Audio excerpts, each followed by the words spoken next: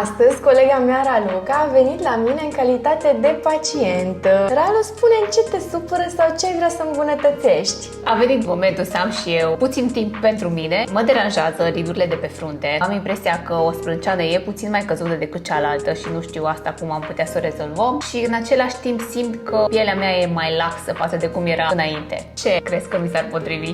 Pentru partea de riduri și ca să corectăm asimetria dintre sprâncene, ți-aș recomanda toxina botulinică și efectul este foarte natural, o să pară pielea doar mai odihnită, tu o să ai un aspect mai fresh. Iar pentru partea de piele lăsată sau laxitate, ți-aș recomanda Morpheus, 3 ședințe la interval de 6 săptămâni care o să mai strângă pielea și o să fie mult mai fermă și elastică după această procedură. Iar pentru întreținerea rezultatelor și ca ele să se mențină un timp cât mai îndelungat, poți să-ți faci chiar aici în Azina radiofrecvență unipolară. Ce zici?